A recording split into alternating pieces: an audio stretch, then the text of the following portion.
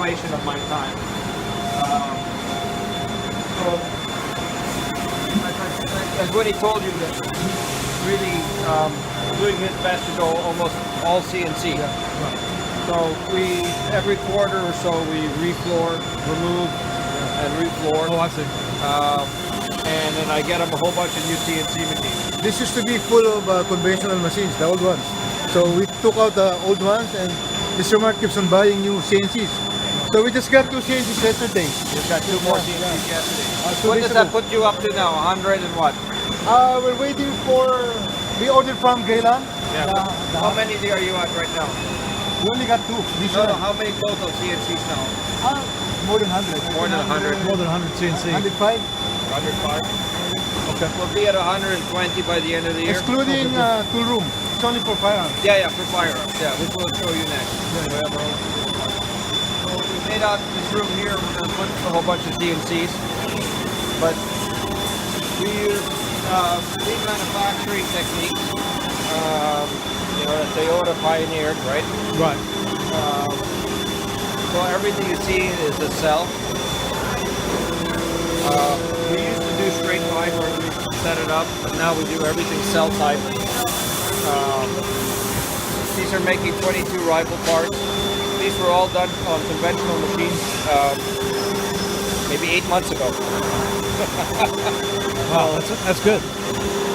That's not a bad conversion rate for changing over.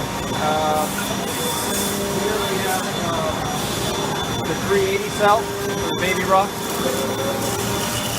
So this would be in its own separate rooms before in the past, which you'll see that they still have that room.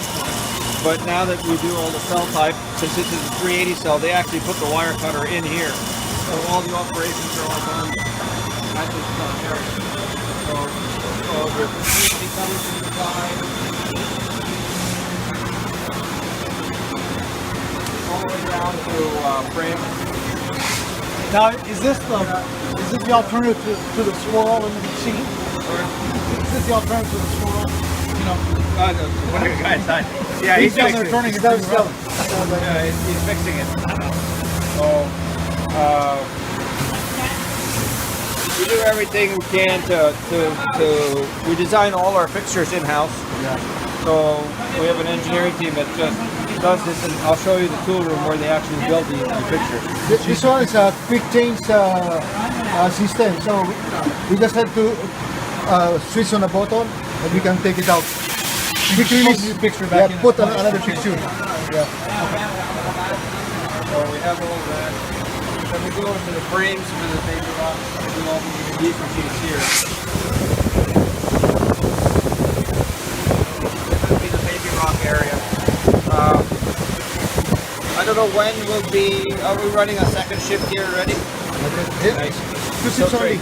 2 shifts. We'll be going into 3 shifts. 3 shifts. 3 shifts. So that's why more and more people are starting to get some baby rocks out there. We're more. I think we're probably up to about 120 a week now. Right, about to ship it to the States with a little bit per year.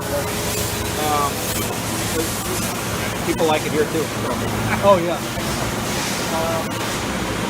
I think probably going to get rid of that whole sucker there. That's going to be probably gone. I bought that machine on eBay.